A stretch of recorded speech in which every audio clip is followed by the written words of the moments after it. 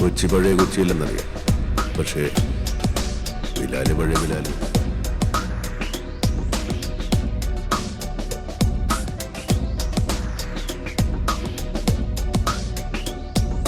ഈ AI കാലത്തും കൊച്ചിയെ നയിക്കുന്നത് ആ പഴയ കൊച്ചിയാണ്. ബിഗ് ബി സിനിമയിൽ മമ്മൂട്ടി പറഞ്ഞ ഡയലോഗ് ചേർത്ത് വെച്ച് പറഞ്ഞാൽ ബിലാൽ പഴയ ബിലാലാണെങ്കിൽ കൊച്ചിയും ആ പഴയ കൊച്ചി തന്നെയാണ്. ഭൂമി ഒരു അച്ചുതണ്ടിൽ കറങ്ങുന്നത് പോലെ പുതിയ കൊച്ചിയുടെ കറക്കം പഴയ കൊച്ചി എന്ന അച്ചുതണ്ടിൽ നിന്നാണ്. എന്തുകൊണ്ട് എന്നതിനുള്ള ഉത്തരം പ്രശസ്ത കാർട്ടൂണിസ്റ്റും എഴുത്തുകാരനും ഗവേഷകനുമായ ബോണി തോമസിന്റെ കയ്യിലുണ്ട്. കൊച്ചി പോഞ്ഞിക്കര സ്വദേശിയായ അദ്ദേഹത്തിന്റെ ദീർഘനാളത്തെ പഠനങ്ങളും അനുഭവങ്ങളും പങ്കുവയ്ക്കപ്പെടുന്ന നടത്തമാണ് പഴയ കൊച്ചിയെ കണ്ടെത്തലാണ് വോക്ക് വിത്ത് ബോണി. കൊച്ചിയുടെ നമുക്കറിയാത്ത കഥകളും രുചികളും പരസ്പരം കൈമാറ്റം ചെയ്യപ്പെടുന്ന നല്ല സ്റ്റൈലൻ നടത്തം.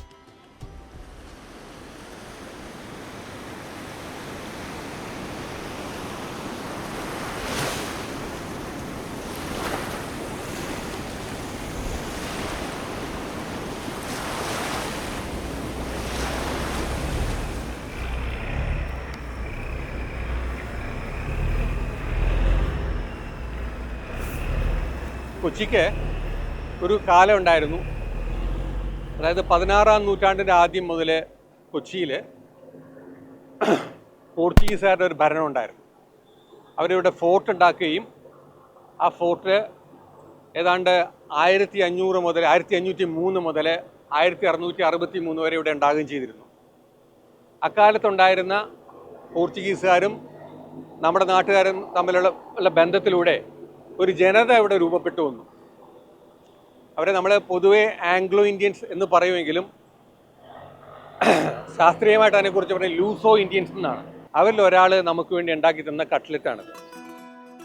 ഈ കട്ട്ലറ്റാണ് യഥാർത്ഥത്തിൽ നമ്മുടെ നാട്ടിലെ കട്ട്ലറ്റുകളുടെ തുടക്കം. എല്ലാ വാരാന്ത്യങ്ങളിലും ഫോർട്ട് കൊച്ചിയിലും മട്ടാഞ്ചേരിയിലുമാണ് വോക്ക് വിത്ത് ബോണി. 50-ലധികം പൈതൃക കേന്ദ്രങ്ങളിലൂടെ 4-5 മണിക്കൂർ നീണ്ടു നിൽക്കുന്ന നടത്തം. കരയിലെ മെട്രോയും വെള്ളത്തിലെ മെട്രോയും ലുലുമാളും ഇൻഫോ പാർക്കുമൊക്കെയായി കൊച്ചിക്ക് പുതിയൊരു മുഖം കൈവന്നിട്ടുണ്ട്. എന്നാൽ പുതിയ കൊച്ചിയെ നയിക്കുന്നത് 600-ലധികം വർഷം പഴക്കമുള്ള ആ പഴയ കൊച്ചി തന്നെയാണെന്ന് ഈ നടത്തത്തിലൂടെ കണ്ടറിയാം, തൊട്ടറിയാം, രുചിച്ചറിയാം. ഈ കൊടുങ്ങല്ലൂർ മേഖലയിൽ മുസിരിസ് എന്ന് പേരുള്ള ഒരു തുറമുഖം നിലനിന്നിരുന്നു. അവിടെ നിന്നാണ് ഈ നേരത്തെ പറഞ്ഞ സ്പൈസസ് മുഴുവനും ലോകത്തിൻ്റെ പല ഭാഗങ്ങളിലേക്ക് ട്രാൻസ്പോർട്ട് ചെയ്യപ്പെട്ടിരുന്നത്. 14-ാം നൂറ്റാണ്ടിൽ ഒരു വലിയ വെള്ളപ്പൊക്കമുണ്ടായി എന്ന് ചരിത്രകാരന്മാർ രേഖപ്പെടുത്തുന്നു. ഇന്ന് നമുക്ക് വേണമെങ്കിൽ സുനാമി എന്ന് വിളിക്കാം, അന്ന് അത്തരം പേരുണ്ടായിരുന്നില്ല. അതിൻ്റെ ഡിസ്ക്രിപ്ഷൻ പറയുന്നത് തെങ്ങുകളുടെ ഉയരത്തിലുള്ള ഓളങ്ങൾ വന്നിട്ട് ഈ സ്ഥലത്തെ നശിപ്പിച്ചു, മുസിരിസെ നശിപ്പിച്ചു എന്നാണ് പറയുന്നത്. അതായത് വലിയ ഉയരമുള്ള വലിയ വൻ തിരമാലകൾ വന്നിട്ട് കൊച്ചിയുടെ റിവർ ബെഡിൽ നിന്ന്, കായലിൻ്റെ അടിയിൽ നിന്ന് ചെളിയും മണ്ണും ചേറും ഒക്കെ എടുത്ത് തിരമാലകൾ കൊണ്ടുപോയി ഈ മുസിരിസിൻ്റെ മേലെ കൊടുങ്ങല്ലൂരിൻ്റെ മേലെ നിക്ഷേപിച്ചു. ഇതിൻ്റെ ഫലമായിട്ട് മുസിരിസ് ഒരു പോർട്ട് സിറ്റി ആയിരുന്ന മുസിരിസ് അതിൻ്റെ പ്രവർത്തനം നടത്താൻ പറ്റാത്ത നിലയിലേക്ക് പോയി. തൽഫലമായിട്ട് ഇവിടെ നിന്നാണല്ലോ മണ്ണും ഒക്കെ എടുത്തുകൊണ്ട് പോയത്. ഈ സ്ഥലത്തിന് ആഴം കൂടുകയും കൊച്ചി ഒരു പുതിയ പോർട്ടായിട്ട് ഉയർന്നു വരികയും ചെയ്തു എന്നാണ് ചരിത്രകാരന്മാർ പറയുന്നത്.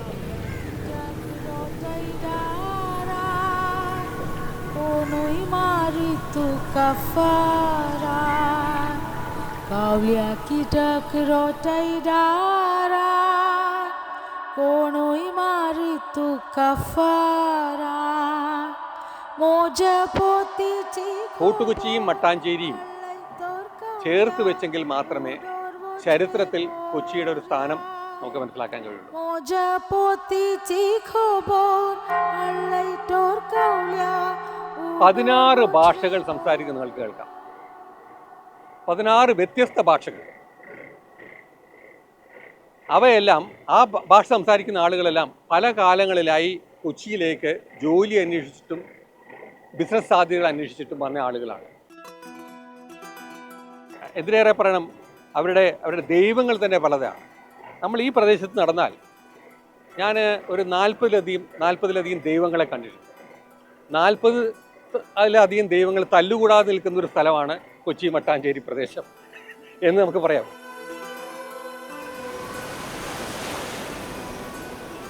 ചീനവല എന്ന് പറയുമ്പോൾ അത് എല്ലാവരുടെയും മനസ്സിൽ രൂപമുണ്ട്. ചൈനയിൽ നിന്ന് വന്നതാണ് ചീനവല എന്നുള്ളത്. ചീന എന്നുള്ളത് ചൈനയാണ്. പക്ഷെ ചൈനയിൽ നിന്ന് വരുന്ന ആളുകൾ ചോദിക്കാറുണ്ട്, ഞങ്ങളുടെ നാട്ടിൽ ഇങ്ങനൊരു വലയില്ലല്ലോ.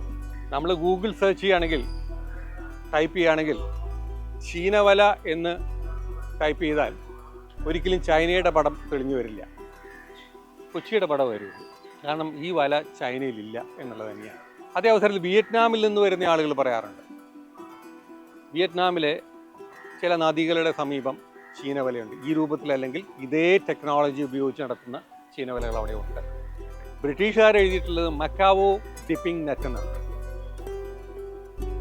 ചീനവല എന്നുള്ള പ്രയോഗം, ചീനവല എന്നുള്ളത് പിന്നീട് വന്ന നമ്മളുടെ ഒരു സങ്കല്പത്തിൽ നിന്ന് നമ്മൾ തന്നെ ഉണ്ടാക്കിയെടുത്തൊരു സംഭവമാണ്.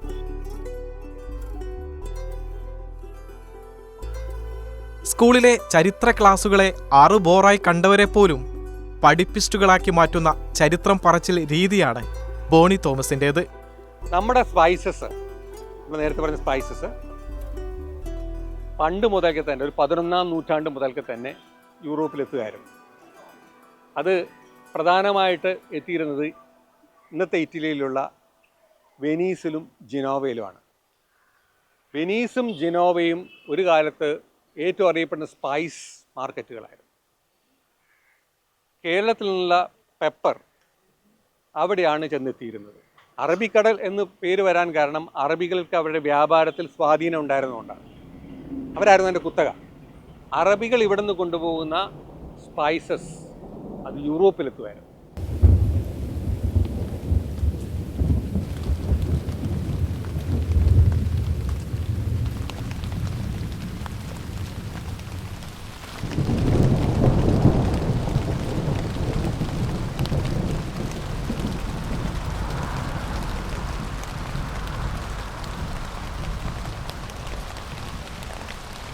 ഒരു കാലത്ത് ഇവിടെ ഒരുപാട് ബ്രിട്ടീഷ് കമ്പനികളുണ്ടായിരുന്നു, വ്യാപാര കമ്പനികളാണ്.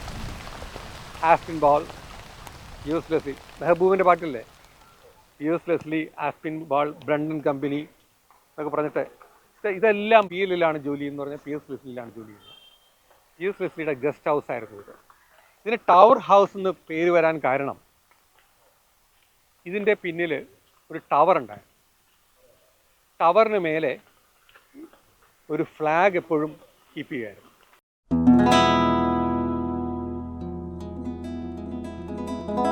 ഓരോ കല്ലിനും ഒരു കഥ പറയാനുണ്ടാകും എന്നത് കൊച്ചിയുടെ കാര്യത്തിൽ 100 വട്ടം ശരിയാണ്.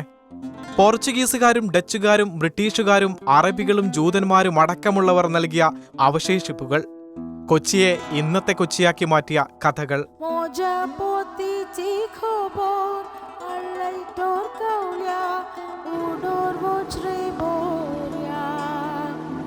ഫോർട്ട് കൊച്ചിയിലൂടെ പലവട്ടം നടന്നവർ പോലും വെറും തൂണായി കണ്ടത് ഒരു ചരിത്ര സ്മാരകത്തെയാണെന്ന് തിരിച്ചറിവ് ലഭിക്കുന്ന നിമിഷം.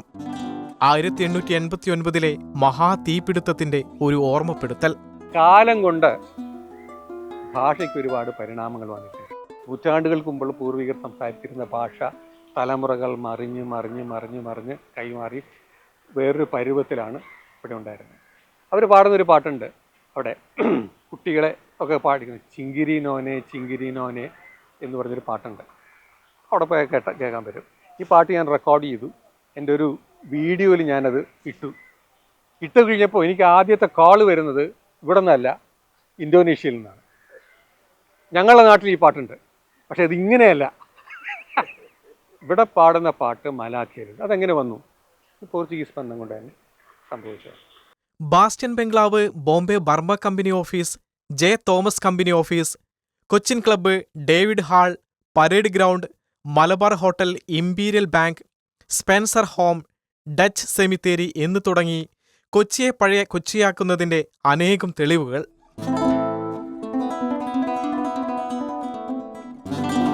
ഒരു പുരാവസ്തു കേന്ദ്രമായി മാത്രം ഇന്ന് കാണുന്ന ബാസ്റ്റ്യൻ ബംഗ്ലാവിന് ഡച്ച് സൈന്യത്തിന്റെ ഔദ്യോഗിക വസതിയായി നിലകൊണ്ട ചരിത്രമുണ്ട്.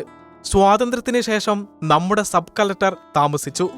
പിന്നീട് ഇന്നുള്ള നിലയിലേക്ക് എത്തി. 17th സെഞ്ചുറിയിലുണ്ടാക്കി. ഡച്ചുകാരുടെ അന്നത്തെ ആർമിയുടെ സൈന്യത്തിൻ്റെ കേന്ദ്രമായിരുന്നു. അത് വളരെ വ്യക്തമായിട്ട് പല പുസ്തകങ്ങളിൽ രേഖപ്പെടുത്തിയിട്ടുണ്ട്. കാരണം ഇവിടെ നിന്ന് അങ്ങോട്ട് നോക്കിക്കഴിഞ്ഞാൽ ഇവിടെ വലിയൊരു ടവർ ഉണ്ടായിരുന്നു നിങ്ങൾ പറയുക, ഇമാജിൻ ചെയ്യുക.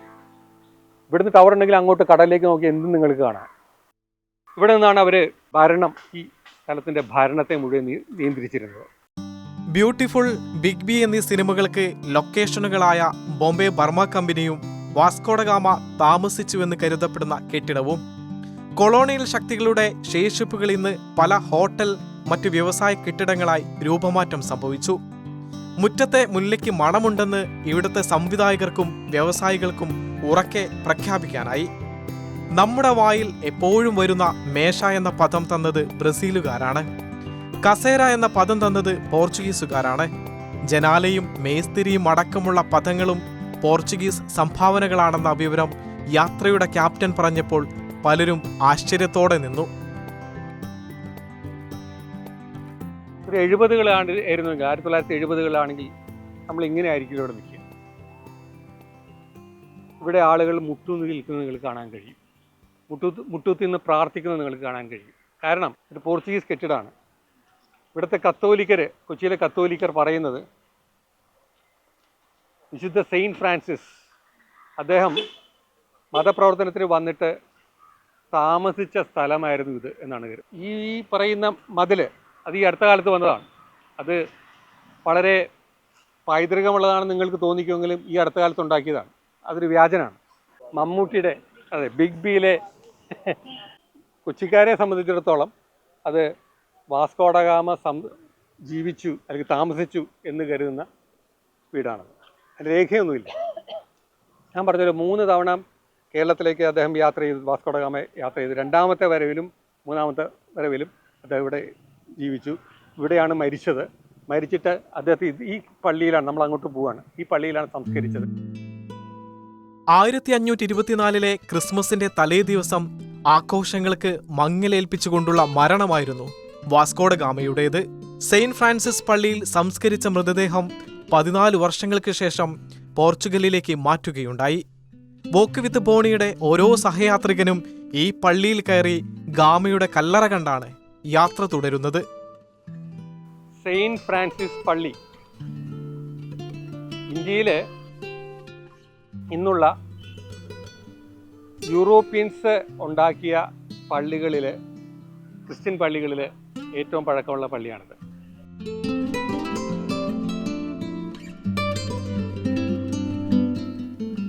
ഇത് 1503 ഇവിടെ പോർച്ചുഗീസ് അവരെ കോട്ട പണിയുന്ന അതേ കാലത്ത് തന്നെയാണ് ഇത് പണിതത്.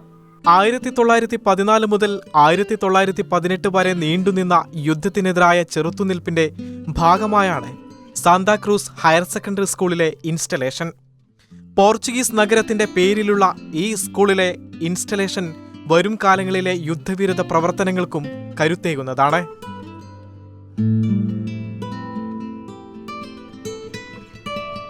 കേരളത്തിലെ ആദ്യത്തെ ഇംഗ്ലീഷ് മീഡിയം സ്കൂളായി കണക്കാക്കപ്പെടുന്ന സെയിന്റ് ഫ്രാൻസിസ് ചർച്ച് LP സ്കൂളിന് 2 നൂറ്റാണ്ടിലേറെ പഴക്കമുണ്ട്. ബ്രിട്ടീഷ് സൈനികരുടെ കുട്ടികൾക്ക് അടിസ്ഥാന വിദ്യാഭ്യാസം നൽകാൻ ആരംഭിച്ച സ്കൂളിനെ ഫ്രീ സ്കൂൾ എന്നും അറിയപ്പെട്ടിരുന്നു. പോർച്ചുഗീസുകാരുടെ കട്ട്ലറ്റിൽ നിന്ന് തുടങ്ങി ഡച്ചുകാരുടെ ബ്രൂദർ ബ്രെഡും ഗുജറാത്തികളുടെ ലസ്സിയും നടത്തത്തിന് ഊർജം കൂട്ടുന്നവ മാത്രമല്ല, പഴമയുടെ രുചിയിലേക്കുള്ള മറ്റൊരു നടത്തം കൂടിയാണ്. ഇത് ഇവിടെ കൊണ്ടുവന്ന് ഞാൻ നിങ്ങൾ നിർത്തിയിരിക്കുന്നതിന് കാരണം ഇത് ഒരു കാലത്ത് ഒരു വലിയ കുളമായിരുന്നു. അത് 1663 പോർച്ചുഗീസുകാരും ഡച്ചുകാരും തമ്മിലുണ്ടായ യുദ്ധം. ആ യുദ്ധത്തിന് ശേഷം പോർച്ചുഗീസ് കോട്ട മുഴുവനും അടിച്ചു നിരപ്പാക്കി. പോർച്ചുഗീസ് കെട്ടിടങ്ങളെല്ലാം നശിപ്പിച്ചതിന് ശേഷം ഡച്ചുകാർ അവരുടെ അന്നത്തെ വാഹനങ്ങളിലൊക്കെ ആയിട്ട് ഇതിൻ്റെ അവശേഷിപ്പുകൾ കൊണ്ടുവന്ന് ഇവിടെ കുളത്തിൽ നിക്ഷേപിച്ചു. എന്നിട്ട് മൂടി. അപ്പോൾ ഇതിൻ്റെ മണ്ണ് തെരഞ്ഞാൽ ഇതിനടിയിൽ കുറേ ചരിത്രം കിടക്കുന്നുണ്ട്.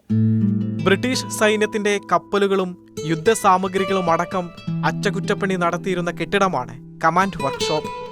ഈ കെട്ടിടം സംരക്ഷിക്കപ്പെടാത്തതിനാൽ അവശേഷിക്കുന്നത് മതിലുകളിൽ പതിച്ച ശിലാഫലകം മാത്രം. കെട്ടിടം പൈതൃക കേന്ദ്രമായി പരിപാലിക്കേണ്ടതിന്റെ ആവശ്യകത കൂടി ബോണി തോമസ് ചൂണ്ടിക്കാട്ടുന്നു.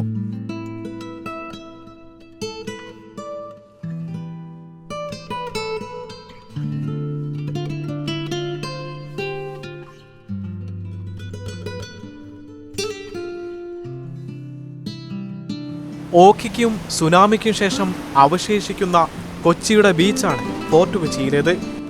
ഡച്ചുകാരുടെയും പോർച്ചുഗീസുകാരുടെയും ചരിത്രമുറങ്ങുന്ന പ്രധാന ഇടങ്ങളിലൊന്ന്. പുരാവസ്തുക്കൾ സംരക്ഷിക്കാതെയാണ് ഇന്റർലോക്ക് അടക്കം പാകി പുതുക്കി പണിഞ്ഞതെന്നും അത് സംരക്ഷിച്ചിരുന്നെങ്കിൽ ഫോർട്ട് കൊച്ചിക്ക് മറ്റൊരു തലം നൽകുമായിരുന്നെന്നും നെടുവീർപ്പോടെ ബോണി തോമസ് പറയുന്നു.